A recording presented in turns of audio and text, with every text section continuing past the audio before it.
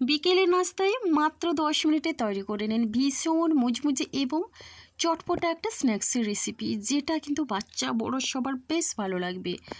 তো নমস্কার বন্ধুরা, মনীষা রান্নাঘরে সবাইকে স্বাগত।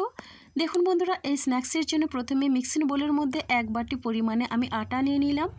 এবার আমি দিয়ে দিচ্ছি এখানে স্বাদ অনুসারে লবণ, হাফ চামচের থেকে একটু কম গোটা সাদা জিরে, এবার হাফ চামচ পরিমাণে দিয়ে দিলাম চিনি।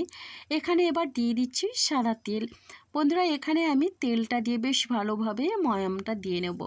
সন্ধ্যের আড্ডা জমানো ভীষণ জমজমাটে একটা নাস্তা রেসিপি, যেটা কিন্তু খেতে একেবারে মুচমুচে আর লাগে মুখরোচক। তো দেখুন, ময়ামটা দেওয়া কিন্তু খুব সুন্দরভাবে হয়ে গেছে।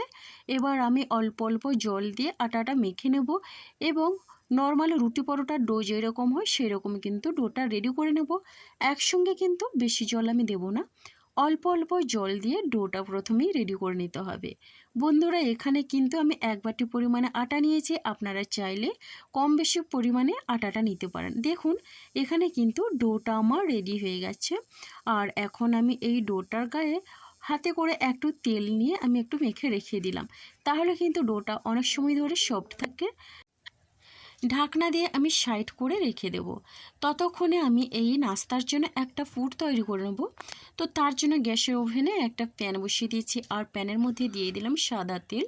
তেলটাকে বেশ ভালোভাবে গরম করে হাফ চামচের থেকে একটু বেশি আমি দিয়ে দিলাম গোটা সাদা জিরে। এবার জিরেটা হালকা ভাজা হয়ে গেছে।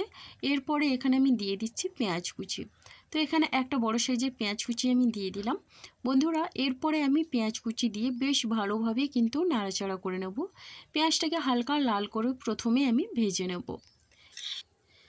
এই নাস্তাগুলো এতটাই খেতে ভালো লাগে যে একবার খাওয়ার পরে কিন্তু আর বাইরের খাওয়ার কথা কিন্তু ভুলে যাবেন।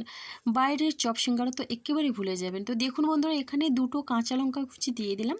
আর কাঁচা লঙ্কা কুচি দিয়ে আবারও একই রকমভাবে পেঁয়াজের সঙ্গে মিশিয়ে নিয়ে আমি ভেজে নেব। এখানে কিন্তু লঙ্কার পরিমাণটা আপনারা যেইভাবে খাবেন ঝাল সেই বুঝে দেবেন। এখানে দিয়ে দিচ্ছে গাজর। তো গাজরটাকে কিন্তু আমি গ্রেট করে নিয়েছি আর একটা ছোট সাইজের গাজর আমি দিয়েছি। বন্ধুরা, এবার আমি গাজরটা দিয়ে বেশ ভালোভাবে নাড়াচাড়া করে নিচ্ছি। এই রকম হেলদি নাস্তাগুলো আপনারা যদি পছন্দ করেন তাহলে কিন্তু আমার চ্যানেলে অনেক রকমের নাস্তার রেসিপি দেওয়া আছে, যেগুলো কিন্তু ভীষণই হেলদি আর খেতে লাগে অসাধারণ। চাইলে কিন্তু আপনারা দেখে আসতে পারেন। এবার দেখুন, এখানে দিয়ে দিচ্ছি স্বাদ অনুসারে লবণ। লবণটা কিন্তু আমি একেবারেই দিয়ে দিলাম। আর এর মধ্যে আমি আলু অ্যাড করব, তার জন্য একসঙ্গে কিন্তু আমি লবণটা প্রথমে দিয়ে দিলাম। এবার হলুদ গুঁড়ো, লঙ্কার গুঁড়ো দিয়ে দিচ্ছি, জিরের গুঁড়ো আর ধনের গুঁড়ো। এখন এখানে আমি দিয়ে দিচ্ছি চাট মশলা। তো বন্ধুরা, এখানে সামান্য পরিমাণে চাট মশলা দিয়ে দিলাম। এবারে আমি এই মশলাগুলো দিয়ে বেশ ভালোভাবে নাড়াচাড়া করে কিন্তু মিশিয়ে নেব। এখন কিন্তু আমি গ্যাসের ফ্লেমটা মিডিয়ামে রেখেছি। আর এই গাজরগুলো কিন্তু সেদ্ধ হতে বেশি সময় লাগে না, যেহেতু গাজরটা আমি একেবারে মিহি করে কিন্তু গ্রেট করে নিয়েছিলাম। এরপরে দেখুন বন্ধুরা, আমি এখানে দিয়ে দিচ্ছি গরম মশলা গুঁড়ো। আর গরম মশলা গুঁড়োটা দিয়ে বেশ ভালোভাবে আমি নাড়াচাড়া করে নিচ্ছি। মিশিয়ে নিতে হবে বেশ সুন্দরভাবে। ভীষণ সুন্দর লাগে কিন্তু এই পুরটা, আলুর এই পুরটা যদি বেশি টেস্টি হয় তাহলে তো নাস্তাগুলো ভীষণই ভালো লাগবে। এই নাস্তাটা একবার খাওয়ার পরে কিন্তু চপ সিঙ্গারা তো একদমই খাবেন না। বন্ধুরা দেখুন, এখানে আমি একটা বড় সাইজের আলু এইভাবে কেটে নিয়েছিলাম। আর আলু আর সামান্য পরিমাণে আমি নিয়েছি কড়াইশুঁটি। আলু কড়াইশুঁটি একসঙ্গে কিন্তু আমি সেদ্ধ করে নিয়েছি। যেহেতু শীতের সময় কড়াইশুঁটি একটু দিলে ভীষণই ভালো লাগবে। আপনাদের হাতের কাছে যে কোনো সবজি থাকলে কিন্তু আপনারা দিতে পারেন। তো দেখুন বন্ধুরা, এইভাবে করে কিন্তু আমি খুন্তি দিয়ে ম্যাশ করে নিচ্ছি। আলুর পুরটা কিন্তু ভীষণই টেস্টি হয় বন্ধুরা। এইভাবে একবার বানান, দেখবেন বেশ ভালো লাগবে। বাচ্চাদের টিফিনে রোজ রোজ কী দেবেন খুঁজে পাচ্ছে না, অথচ হাতের কাছে এইরকম যদি নাস্তা থাকে তাহলে তো আর কোনো কিছুর প্রয়োজন হয় না। বন্ধুরা দেখুন, এখানে আমি দিয়ে দিচ্ছি ধনেপাতা কুচি। একটু বেশি পরিমাণে ধনেপাতা কুচি দিলাম, ভীষণই ভালো লাগবে। স্বাদে গন্ধে অসাধারণ হয় আলুর এই পুরটি। তো দেখুন বন্ধুরা, এখন ধনেপাতা দিয়ে বেশ ভালোভাবে মিডিয়াম ফ্লেমে নাড়াচাড়া করে আমি আলুর পুরটা রেডি করে নিলাম। তো দেখুন বন্ধুরা, খুব সুন্দরভাবে কিন্তু রেডি হয়ে গেছে আর খুব সুন্দর একটা গন্ধ বেরিয়েছে। আর এখন আমি আলুর পুরটা একটা প্লেটের মধ্যে নিয়ে নিয়েছি। দেখুন কতটা লোভনীয় হয়েছে দেখতে। এরপরে দেখুন বন্ধুরা, আমি যে আটার ডোটা মেখে রেখেছিলাম, এখন আমি ঢাকনাটা খুলে আবারও একটু মেখে নিচ্ছি। তাহলে কিন্তু অনেকটা সফট হয় আটার এই ডোটা। আর যখন আমি টিফিনগুলো রেডি করব, বানাবো, তখন কিন্তু খুব সহজেই বানানো যাবে। এবার দেখুন, এই ডোটা থেকে কিন্তু আমি এখানে 2টো লেচি করে নিচ্ছি। আর হ্যাঁ, এই 2টো লেচি থেকে কিন্তু আমার অনেক অনেকগুলো নাস্তা রেডি হয়ে যাবে। তো দেখুন বন্ধুরা, দুটো লিচি আমি হাতের সাহায্যে বেশ ভালোভাবে গোল করে নিয়েছি। এরপরে আমি একটু আটা দিয়ে বেলে নিচ্ছি, আর একটু বড় করে বেলে নিতে হবে, তাহলে কিন্তু একটা ডো থেকে আমি অনেকগুলো টিফিন বানিয়ে নিতে পারবো। তো দেখুন বন্ধুরা, একটু পাতলা রেখে বানাতে হবে, বেশি পাতলাও হবে না আবার বেশি মোটা হবে না, তবে মিনিমাম যতটা পাতলা রাখা, পাতলা করলে কিন্তু বেশ ভালো হয়। দেখুন আমি একটু বড় করে রুটি বেলে নিয়েছি, এরকম গ্লাসের সাহায্যে আমি একটু গোল গোল লুচির মতো করে নিচ্ছি। হাতের কাছে ছোট বাটি থাকলেও এইভাবে করে বানিয়ে নিতে পারেন। বন্ধুরা, রেসিপি ভালো লাগলে লাইক, শেয়ার, কমেন্ট এবং সাবস্ক্রাইব করে আমার পাশে থাকবেন। নতুন বন্ধুরা এখনও যারা চ্যানেলটিকে সাবস্ক্রাইব করেননি, প্লিজ সাবস্ক্রাইব করে পাশে থাকা বেল আইকনটি প্রেস করে নোটিফিকেশান অল করে দেবেন, তাহলে কিন্তু সবার আগে আপনারা আমার নোটিফিকেশান পেয়ে যাবেন। দেখুন বন্ধুরা, আমি কিন্তু এখানে ছোট ছোট লুচি তৈরি করে নিয়েছি প্রথমে লুচির মতো করে, আর এবার আমি পুরটা দিয়ে হাতের সাহায্যে অল্প অল্প জল দিয়ে রুটির সাইডে আমি এইভাবে দিয়ে দিয়েছি, তাহলে কিন্তু নাস্তাগুলো বানাতে খুবই সহজ হবে। এবার দেখুন আমি এইভাবে করে বানিয়ে নিয়েছি, এক সাইড নিয়ে চেপে দিলাম। এবার এইভাবে মুখটা বন্ধ করে দেবো, যেহেতু আমি জলটা দিয়েছিলাম একটু সাইডে, তার জন্য কিন্তু খুব সুন্দরভাবে মুখটা বন্ধ হয়ে যায়। তাহলে কিন্তু নাস্তাগুলো খুব সুন্দরভাবেই ভাজা হবে, যখন তেলের মধ্যে দেওয়া হবে কোনোভাবেই কিন্তু নাস্তাগুলোর মুখ একেবারে খুলে যাবে না। তো যাই হোক বন্ধুরা, দেখুন একটা করে কিন্তু আমি প্রথমেই বানিয়ে নিচ্ছি। খুব সহজেই কিন্তু বানানো যায়, ভীষণই ঝটপট একটা টিফিন রেসিপি, যে কেউ কিন্তু একবার দেখার পরে বানিয়ে নিতে পারবেন, অল্প সময়ের মধ্যে রেডি হয়ে যায়। হাতে 10 মিনিট সময় থাকলে আপনারা অবশ্যই এটা বানিয়ে নিতে পারবেন। দেখবেন বাড়ির সবাই খেয়ে কিন্তু আপনার প্রশংসা করতে বাধ্য হবে।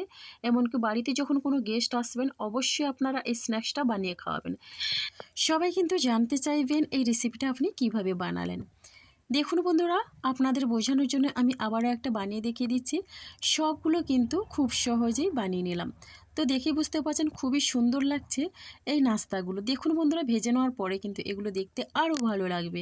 তো চলুন এগুলো এখন আমি ভেজে নেব। তো তার জন্য আমি প্যানের মধ্যে তেল গরম করতে দিয়েছিলাম, তেল কিন্তু খুব সুন্দরভাবে গরম হয়ে গেছে, আর আমি এখানে রান্নার তেলটা নিয়েছি।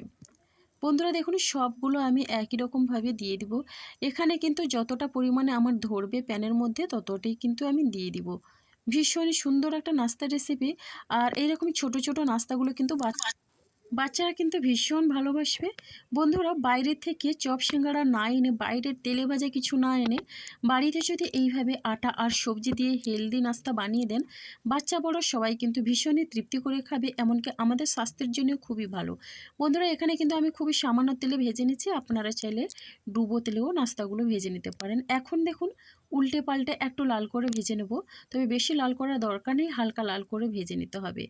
তো প্রত্যেকটা নাস্তা কিন্তু খুবই সুন্দরভাবে ফুলছে, আর খুব সুন্দরভাবেই কিন্তু এগুলো ভাজা হয়ে যাচ্ছে। তো দেখুন বন্ধুরা, আমি কিন্তু এখানে নাস্তাগুলো উল্টে পাল্টে হালকা লাল করে ভেজে নিয়েছি, আর এখন আমি নাস্তাগুলো তুলে নিচ্ছি। এবার নাস্তাগুলো কিন্তু তেল ঝরিয়ে প্রথমে আমি তুলে নেব। তো দেখুন বন্ধুরা, নাস্তাগুলো তুলে নেওয়ার পরে বাকি যে নাস্তাগুলো ছিল সেগুলো একই রকমভাবে কিন্তু আমি ভেজে নেব। আর হ্যাঁ, এই নাস্তাগুলো কিন্তু ভাজার সময় গ্যাসের ফ্লেমটা মিডিয়ামে রেখে ভেজে নিতে হবে।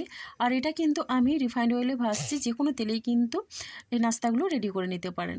তো বন্ধুরা দেখুন, খুব সুন্দরভাবে নাস্তাগুলো ভাজা হয়েছে, দেখেই কতটা লোভনীয় হয়েছে, দেখেই বুঝতে পারছেন বন্ধুরা। তো আমি এই নাস্তাগুলো একই রকমভাবে তেল ঝরিয়ে তুলে নিলাম। তো পরিবেশনের জন্য দেখুন বন্ধুরা, নাস্তাগুলো একটা প্লেটের মধ্যে নিয়ে নিয়েছি। প্রত্যেকটা নাস্তাগুলো কিন্তু খুবই সুন্দরভাবেই ভাজা হয়ে গেছে, আর প্রত্যেকটা খুব সুন্দরভাবে কিন্তু ফুলকো হয়েছে। তো আমি দেখিয়ে দিচ্ছি, দেখুন বন্ধুরা,